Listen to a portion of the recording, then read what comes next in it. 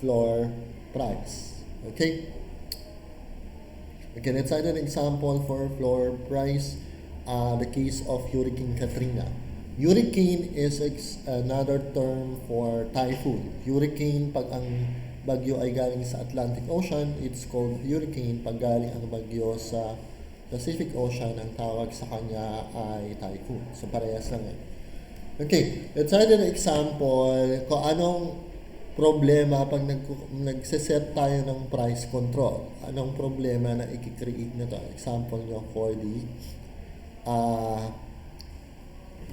epekto ng Hurricane Katrina. So, ang sinet natin dito ay maximum price. So, ito ay ceiling price. Okay? For the benefit or for the protection ng mamimili. So, dito, ito yung supply mo ng tubig. So, dito, bago nangyari si Katrina, Hurricane Katrina, ang supply ng tubig o gustong ibenta ng seller ng tubig ay ito. At ito rin naman yung gustong bilhin ni buyer ng tubig. So, at this, yung intersection point ng demand at supply ng tubig before the Hurricane Katrina is yan yung selling price. Dapat na naobserba mo sa merkado at ito yung available na quantities na gusto ibenta at gustong bilhin ni seller. Kaso, nagkabagyo, di ba? Ano bang nangyari pag nagkaroon ng bagyong malakas? Naubusan ng tubig, walang tubig. So, ang mangyayari is, tataas yung demand ng supply. So, mag-shift ito, yung demand curve mo ng water before Katrina and after Katrina papunta sa right. So, ibig sabihin, biglang taas yung demand. Kasi, pag aftermath ng bagyo, pagkaalis ng malakas ng bagyo, ano bang pinakakailangan natin? Tubig. At minsan ito ay nawawala ng matagal.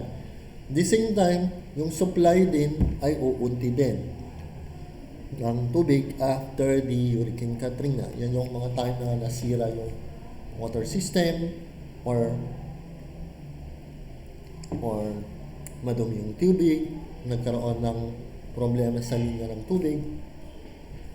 So, dahil parehas na nag-increase ang demand nyo ng tubig at supply ng tubig, hanapin nyo yung bagong intersection point ng bagong demand curve, bagong supply curve, at ito na yung presyo ng, totoong presyo dapat ng tubig pag hindi nang ialam si gobyerno sa pag-set ng presyo ng tubig. At hinayaan niya lang magdikta ay yung available na supply ng tubig at yung available, yung dami ng gustong bilhin ng tao ng tubig sa after the Hurricane Katrina o pagkaalis ng bagyo.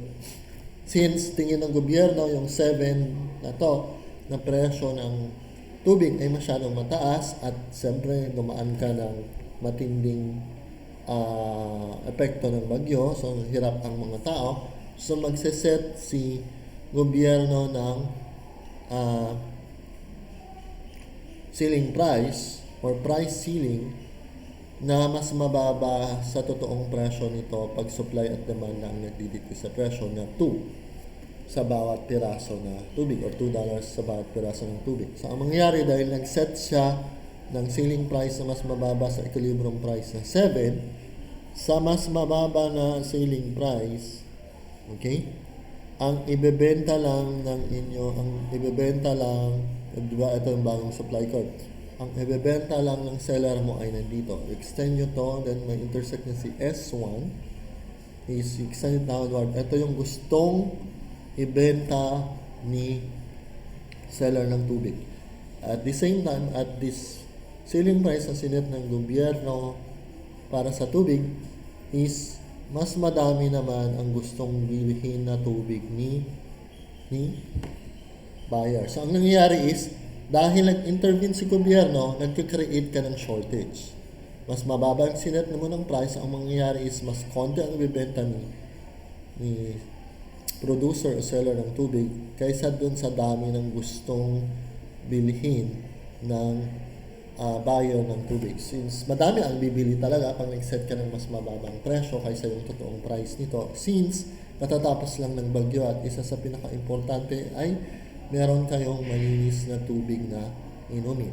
So, ang problema natin dito is, nakalagay dito, The problem originates from the fact that the demand for the good increases suddenly and dramatically.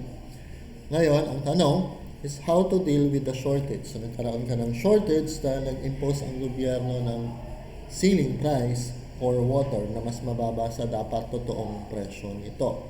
So, ngayon, paano mo ngayon i-allocate yung kulang na supply ng bottled water kung mas madami yung gustong bumili kaysa sa gustong ibenta, di ba?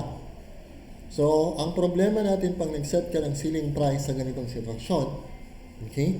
Dahil nag-set ka ng presyo na mas mababa sa totoong presyo nito, pag ang supply at demand lang nagdidikta ng presyo, dahil mas mababa yung sinet mo na ceiling price for water, pag ikaw si seller, yung hindi ka nagkakaroon ng incentive or motivation to produce more. Kaya ang nangyayari is, babawasan mo yung inyong supply because yung sinet na ceiling price ng gobyerno for water ay mas mababa sa dapat totoong presyo nito na 7.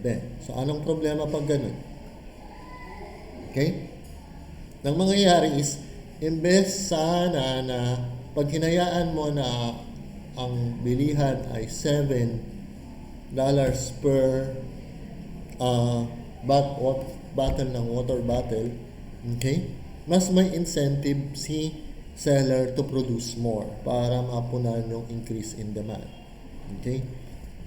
Dahil mas mataas yung selling price. Okay? So, ang problema ng create nung nag-set ka ng maximum price that you can na ipapataw mo doon sa bottled water na ibebenta mo sa buyer is mas nagkakaroon ka ng problema na kulang yung available supply because hindi mo maengganyo yung producer or seller to produce more at the $2 na ceiling price. Samantalang ang the $2 ceiling price, mas madami ang gustong bilhin ng